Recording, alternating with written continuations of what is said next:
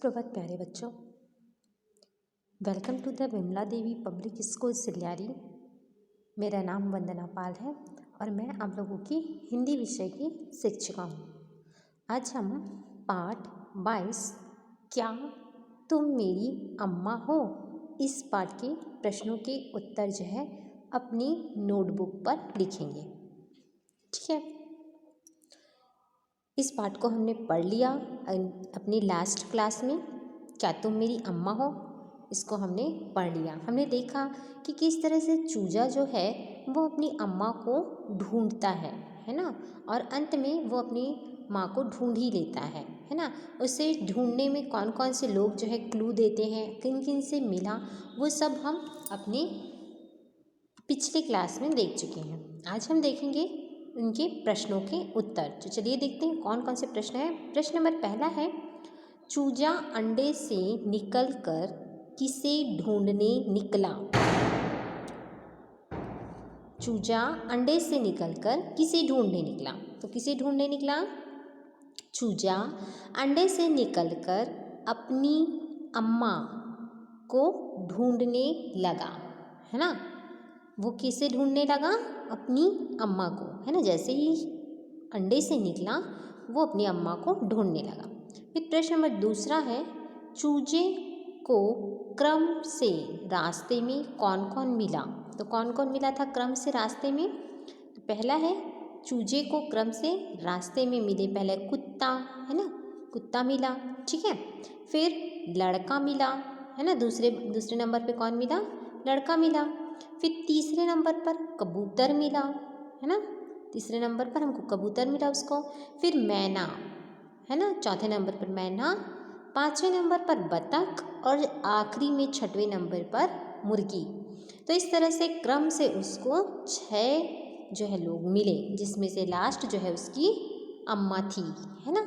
ठीक है, फिर प्रश्न नंबर तीसरा है, कहानी में बतख और मुर्गी में क्या अंतर बताया गया है ना। तो कहानी में बतख और मुर्गी में क्या अंतर बताया है? तो इसका उत्तर है, कहानी में बतख और मुर्गी में आवाज़ में अंतर बताया गया है। बतख क्वैक क्वैक कहती है ना, क्वैक क्वैक, तथा मुर्गी कौ कौ कहती है ना, कौ कौ। ठीक है, तो बतख जो है क्वैक क्वैक कहता है और मुर्गी जो है कौ कौ। ठीक है, ये आवाज़ का ही अंतर बताया है। प्रश्न नंबर चौथा है, अगर चूजा सारस के पास जाता तो सारस उससे क्या कहता। अगर चूजा सारस के पास जाता तो क्या कहता, है ना। तो अगर चूजा सारस के पास जाता तो सारस कहता कि तुम्हारी अम्मा की गर्दन पर और गर्दन, पैर और चोंच मेरे गर्दन, पैर, चोंच से छोटी है। मैं तुम्हारी अम्मा नहीं हूँ, है ना। क्या कहता सारस? कि तुम्हारी अम्मा की जो गर्दन है ना, और पैर है और वो जो चोंच है वो जो है मेरी गर्दन और पैर चोंच से कैसी है? छोटी है। तो मैं तुम्हारी अम्मा नहीं हूँ। सारस जो है यही कहता उस चूजे को। ठीक है, फिर प्रश्न नंबर छठवा है, चूजा अंडे से निकलता है, पता करो कि और कौन कौन से जीव चूजे की तरह अंडे से निकलते हैं और कौन से जीव माँ के पेट से बच्चे के रूप में पैदा होते हैं, है ना। जैसे चूजा निकला अंडे से, वैसे ही और कौन से जीव हैं जो कि अंडे से निकलते हैं, है ना, और कौन से जीव है जो माँ की पेट से पैदा होते हैं। देखिए, तो यहाँ पर मैंने 2 बॉक्स बनाए हैं। एक है अंडे से निकलने वाले जीव और दूसरा है माँ की पेट से पैदा होने वाले जीव। ठीक है, तो जो अंडे से निकलने वाले जीव है उसको अंडे के नीचे जो बॉक्स बना है उसमें, और इसमें जो माँ की पेट से पैदा होते हैं उनको इनके बॉक्स में। ठीक है, तो अंडे से निकलने वाले जीव हैं चींटी, मकड़ी, मैना, है ना, सांप, बतख, छिपकली, कौवा, बटेर और मोर, है ना। तो ये सब किससे निकलते हैं? अंडे से, है ना। तो अंडे से निकलने वाले जीव के नीचे वाले बॉक्स पर लिखेंगे।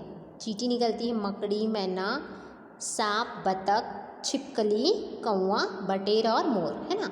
अब जो माँ की पेट से पैदा होते हैं वो जीव, तो उसमें सबसे पहले है मनुष्य, है ना। हम माँ की पेट से पैदा होते हैं, ठीक है, बिल्कुल बच्चे की तरह, ठीक।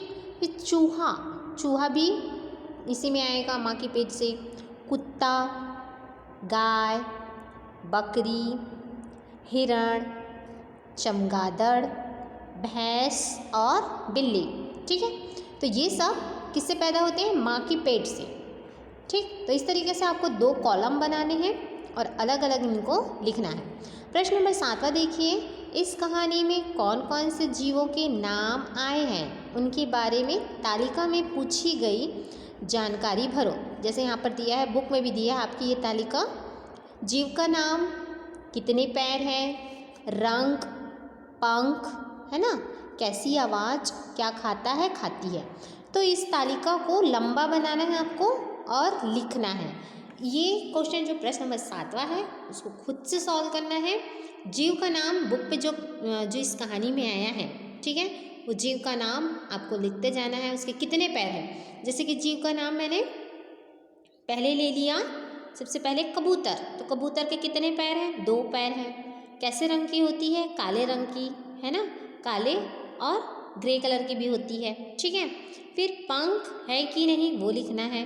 फिर उसकी आवाज़ गुट्टरगू, है ना, क्या खाता है? दाना, है ना, अनाज के दाने खाती है कि नहीं खाती। इस तरीके से आपको इस कहानी में जो जो जीव आए हैं उसके बारे में इस तालिका को कंप्लीट करना है। तो बच्चों, इन एक्सरसाइज को अपनी कॉपी में लिखिए और मुझे सेंड कीजिए।